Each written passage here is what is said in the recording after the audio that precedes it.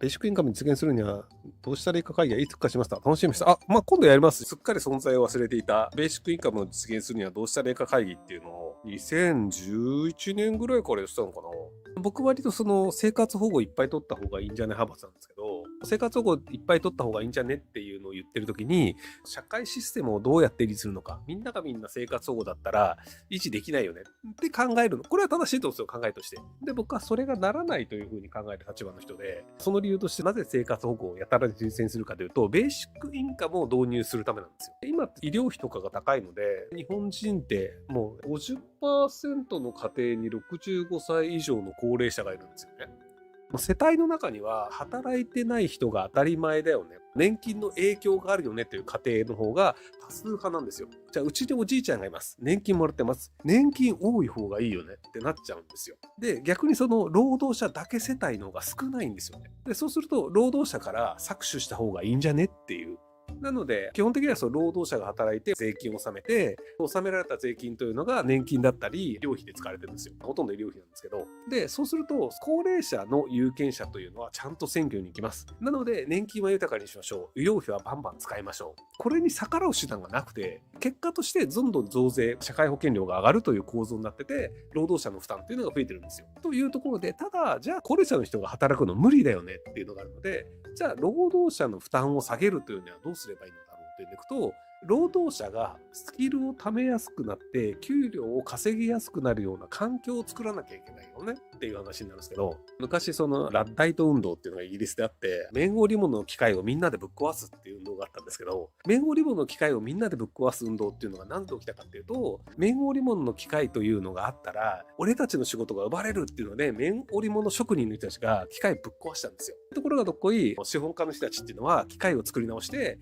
機械でバンバン綿織物作って、綿織物の職人を工場で雇って機械を動かすようにしたんですよ。で、結果としてひたすら手で綿織物を作ってる中国と、機械で綿織物を作ってるイギリスで、どっちが商品の生産量を増えましたかっていうと、機械で作ってるイギリスの方が生産量増えて、結果としてイギリスは莫大な富を得て、で、その後中国にアヘンとか売って、中国ボッコボコにして、植民地にしたブラックな歴史もあるんですけど、とはいえ、人が一生懸命働いていて、手を使って、足を使って、頭を使って一生懸命働いている労働というのを、本質的には僕、先進国はやらせてはいけないと思ってるんですよ。先進国の人たちが手使いますし、足使います、体使いますっていう仕事をしたとしても、発展途上国の人と給料で勝てないんですよ。ベトナムの人たちが月3万円とか5万円とかで肉体労働やってますって時に、日本人で先進国で普通に暮らすんだったら、家庭を持って子供を持ってた後、やっぱり20万円ぐらいもらわないと成立しないんですよね。20万円もらって、奥さんと子供食わせて、で、また子供作って、で、その子供が学校行ってっていうので、社会の中で労働者というか社会人が再生産されるには、やっぱり月20万円ぐらいは日本だと必要なんですよ。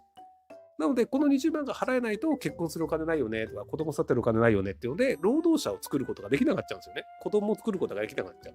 なので、先進国の中で子供を育ててどんどん人口を増やしていくっていうか、少子化を対策するのであれば、月20万円ぐらい払わないといけないよねと。ところがどこに肉体労働競争をしてしまうと、先進国と発展途上国だと絶対勝てないんですよ。なので、発展途上国の人たちが月5万円で働いてます。そこで製品作りますっていうのであれば、じゃあもう月8万円とか15万円のために肉体労働するのは日本人はやめちゃった方がいいよねっていう思想なんですよ。やめて機械を作るとか、機械のオペレーターになるとか、その仕事を海外に発注するというスキルを日本人は手に入れるべきだと思うんですよ。とはいえ、じゃあスキルを手に入れるべきだよねって言っても、大学4年間通うのに、お金かかるじゃないですか。スキルが必要な仕事っていうのは大卒ですよってなってると、やっぱり大学に通う時間もお金もないと大卒になれないから、結果として発展途上国の人と同じ仕事をすることになるんですよ。語弊があると思うんですけど、発展途上国の人ができる仕事を日本でしているというのは本質的にはお金が儲からないし、辛い仕事をすることになります。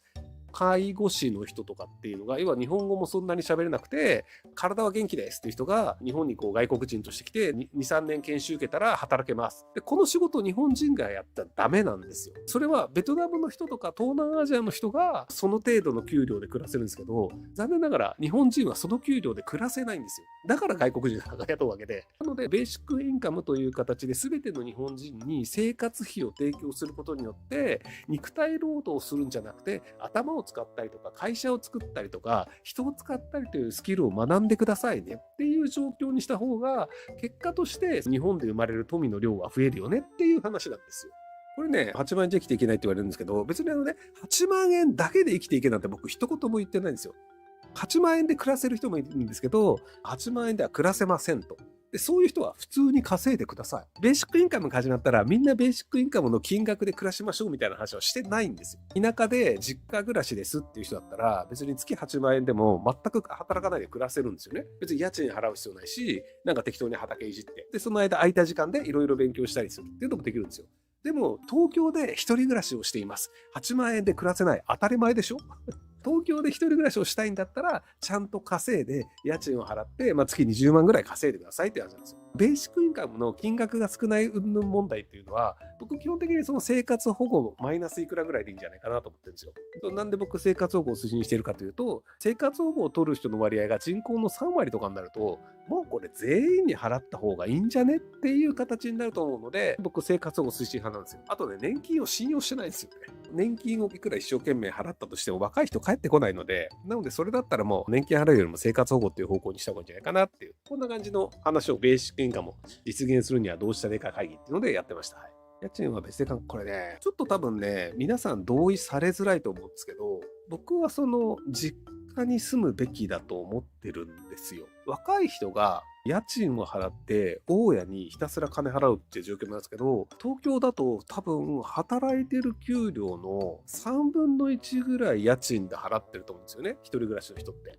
自分が働くというので、まず 30% は社会保険料というところで、数が 15% 弱で、本人 15% 弱で 30% ぐらい社会保険料というのを払って、その後手元にお金が来て、所得税として 10% ぐらい払って、で、その後物を買うときに 10% ぐらい払うんですけど、で、これで大体 50% ぐらい取られてて、で、さらに家賃として、大体給料の3分の1ぐらい、給料18万円の人が6万円の部屋に住んでると。そうすると、またそこで 30% ぐらい家賃に払うんですよ。で、そうなると、残り1ヶ月働いて、残った手元に 20% 分だけで、食費だったりとか、テレビ買ったりとか、クーラー買ったりとか、パソコン買ったりとか、スマホ買ったりとか、インターネット代払ったりとか、レストラン行ったりとか、友達と飯食ったりとか、服買ったりっていうのを、たった 20% にしなきゃいけないんですよ。基本的にはそのお金のない人は、一人暮らしをすんなっていう話なんですよ。都会で一人暮らしをするのが当然という価値観が、僕は間違ってると思うんですよね。大家さんは何もしないでチャリンチャリン入ってくるから、一人暮らしする人が増えた方がいいよねだと思うんですけど、月20万円しか稼いでない人が、月6万円も大家にひたすら貢いでどうすんのっていう話なんですよ。なので、8万円じゃ暮らせないので、至極当然で、実家暮らしでお金を貯めてくださいって話なんですよ。一応ね、10年前ぐらいにベーシックインカムの試算をして、全員ベーシックインカムにした場合って、年金と生活保護から、ベーシックインカムの7万円分代を引けるんですよ。生活保護の人は生活保護の額そのままですと。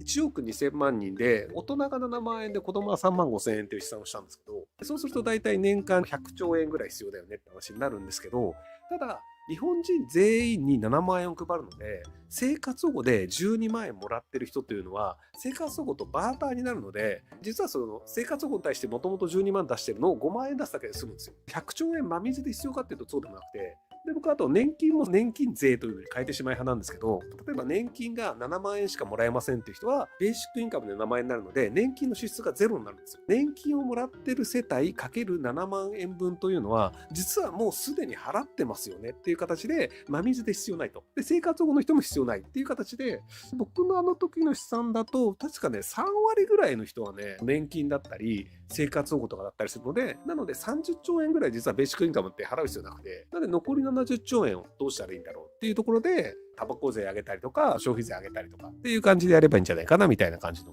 ベーシックインカム実践性はどうしたらいいって考えてるのでやってました。りょうさんがおっしゃる通り、ベーシックインカムにより地区財産や企業を増やすことは重要かと思います。ただ、これまでの偏差値教育では日本の大学が世界ランクでもかなり低い状態です。おそらくこれまでの教育システムでは新たな状況を作り出すか、あるいはもはや教育直せ自由化するという感じでしょうか。教育システムというのは文科省の人たちが作っていて、で、文科省の人たちというのが政治家が作ってるので、多分もうそこを現実に合わせてやるというのは僕は無理だと思ってるんですよ。大学の卒業資格というのは取りつつ、自分が好きな学問をちゃんと収めるっていうので、自分なりに金の稼ぎ方というのを探すというところになっていくんじゃないかなと思うんですけど、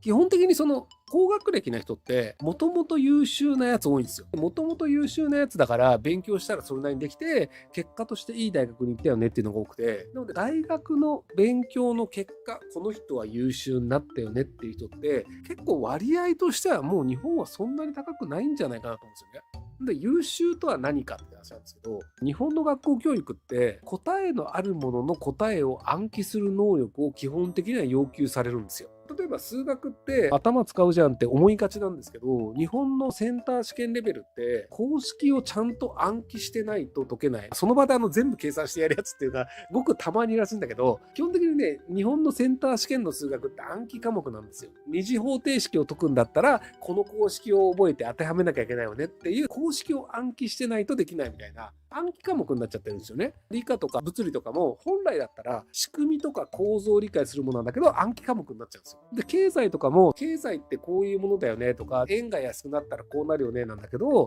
こういう現象は何と呼ぶかっていう用語を覚えさせられたりとか、マルクスが本を書いたのは何年ですかっていう年号を覚えたりとか、物事の仕組みとか社会がどう成り立ってるかとかではなくて、用語とかどうでもいいさまつなそのラベル、名前を覚えるというのを割と日本の教育はやりがちなんですよ。川端康成っていう人がトンネルを抜けながらそこが雪国だったっていうのって多分覚えてる人多いと思うんですけど、じゃあ雪国の小説読んだ人何人いますかっていうとほとんど読んでないんですよ。そういう感じで日本文学の勉強とかでも川端康成という人が雪国という小説を書いたっていう知識はあるんだけど、雪国読んでないのよ。で本来であればなぜそれがいい小説だと言われたかっていうんだったら、その小説を読んでこの時代はこういうものが良いものだったんだとか、伊豆の踊り子みたいなのでこういう時代だったんだなみたいなのを理解することでその人の血肉になるんだけど、なぜかタイトルと最初の文章とかを覚えればこれで点数がいいみたいなことになっちゃうんですよ。っていう感じでその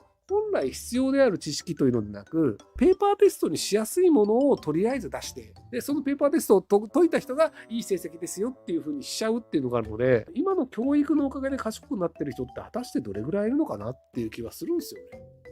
ただこれが間違ってるとは思うんですけど、ただこれ間違ってると言える人というのは少数派なので、ただ大学卒業というのは必要だし、アカデミックなことやりたいとか、お医者さんになりたいとかだったら、やっぱり大学に行かなきゃいけないので、なのである程度そういう無駄なことをするというので、大学は卒業してもらうんですけど、ただ社会に出た時に大学でのものの覚え方というのはほとんど役に立ちません。だってカンニングし放題なんだもん。ではそのカンニングと呼ばれる行為、テストの時に安直を持っていくとか、知り合いに聞くとか、インターネットで調べるとか、これテストでカンニングと呼ばれる違法行為、アウトな行為ってなるんですけど、社会人はカンニングの世界です。新しいことやりましょうって言ったら、ネットで調べながらやるし、分かんなかったら知り合いに聞くし、なので、本来の社会人のスキルというのは、カンニングし放題の中で答えを出しましょうなんですよ。